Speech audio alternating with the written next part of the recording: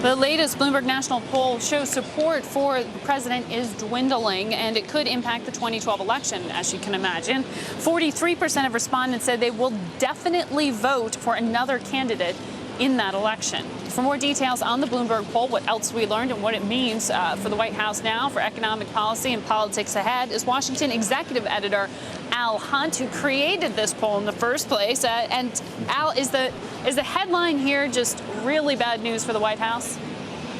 On a scale of 1 to 10, 10 being bad, this is almost an 11, Margaret. Let me just toss out a few other numbers. Only 20% of Americans think the country is headed in the right direction. Only 1 in 5. Only 9% of Americans think we're not headed back into some kind of double-dip recession. By 44 to 27%, people say they are worse off than they were when Barack Obama took office. And just to give you one more mind-numbing number, by 62 to 33, they disapprove of how the president is handling the economy. If he weren't such a temperate man, these numbers would drive you to drink. Well, the obvious impact is giving a little bit of fuel to those candidates who are trying to run against him. Should the Democrats truly be worried?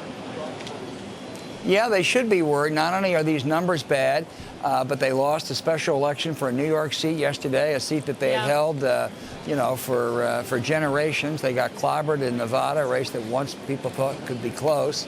So they ought to be worried. We can make too much of special elections. We always do. The only silver lining for the Democrats is that Republicans, if anything, seem to do worse. The Republican brand name today is worse than it's been since November of 2010 when they won back to Congress. By 53 to 37%, people have negative views about the Republican Party.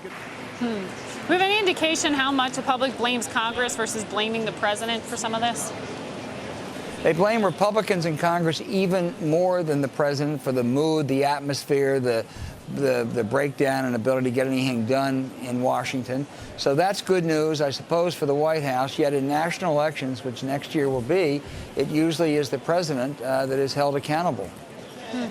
But it's the jobs plan that's really what we're trying to decipher the prospects of.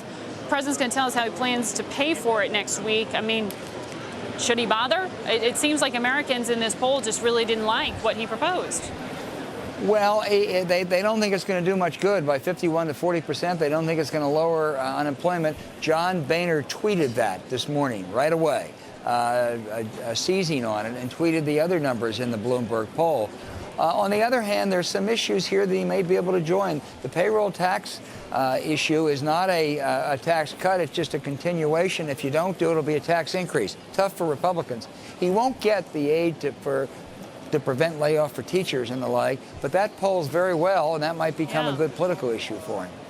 Yeah, that polls among the best items, Juliana Goldman was telling us. So the president's out there trying to sell this jobs plan today. It seems like he's really got to make a hard push.